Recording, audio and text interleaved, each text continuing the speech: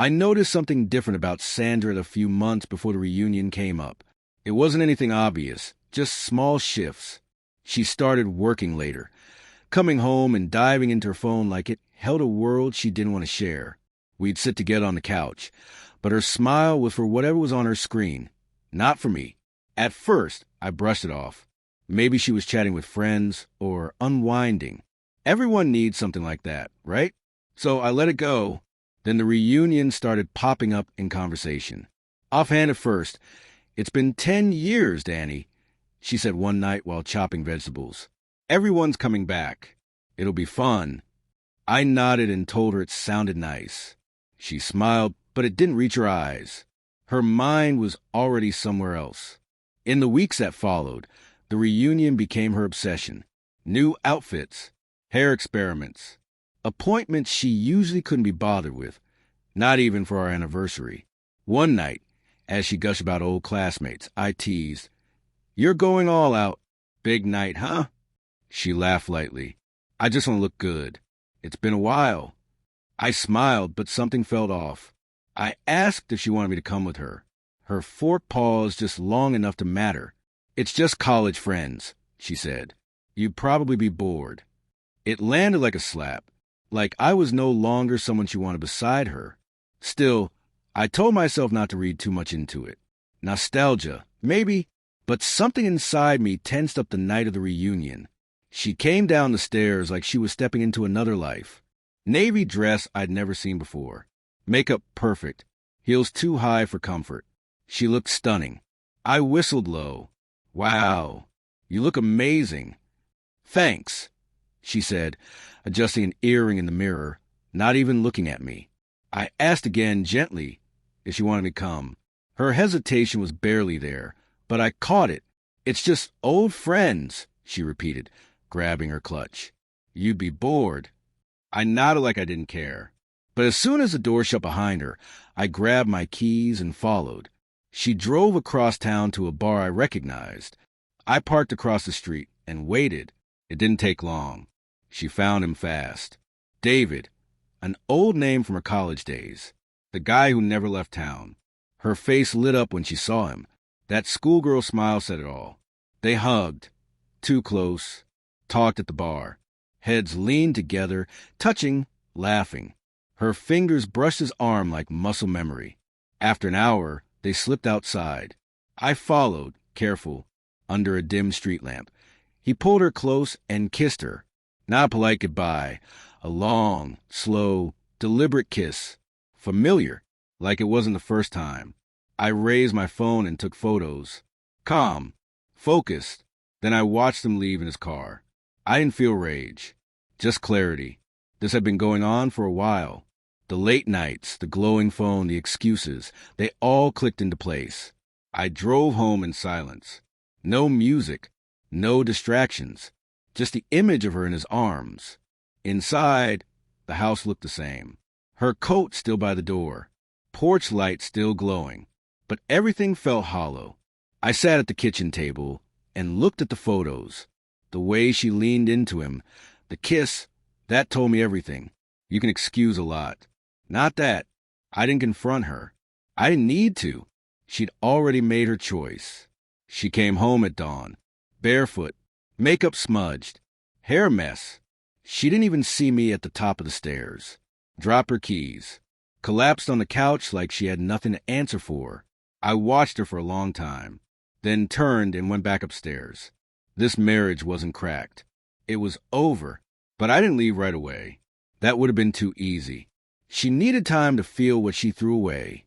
In the days that followed, I made quiet moves, found a small apartment, rerouted my pay, opened a new account.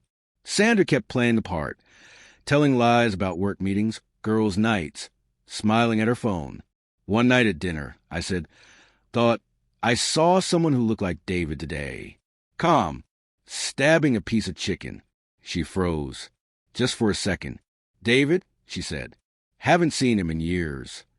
I nodded. "Wasn't he at the reunion?" She shook her head quickly. "No, he wasn't there." I smiled. "Right, not at the reunion. Just pressed up against you in a parking lot a few days ago." No yelling. No accusations. I let it hang there and moved on.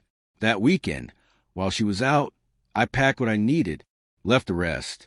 Before walking out, I took off my wedding ring and placed it next to her half-finished glass of wine on the counter. No note, no goodbye, just silence that said everything. I parked a few houses down and waited. She came home laughing at something on her phone. Oblivious. Walked inside. Door shut. Then, a moment later, it flew open. Porch light snapped on. She stumbled outside, scanning the yard, like I might just appear and forgive her. The calls came fast. My phone, my work line, my brother, Christopher.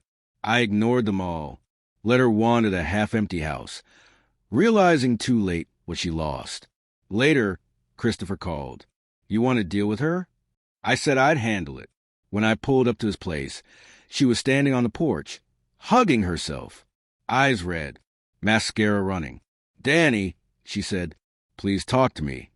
I stood by the car. You lied. I said, and you thought I'd never catch on. It was a mistake. It didn't mean anything. I laughed. You kissed him like a teenager. That's not a mistake. That's a decision. I love you, she whispered. No, I said, you loved the version of me who still believed in you. She reached for me.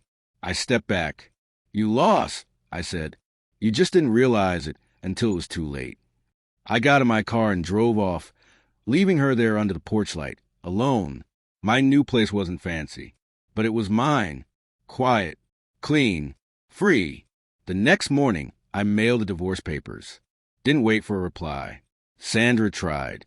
Called, texted, showed up again. The answer was silence. The divorce was smooth.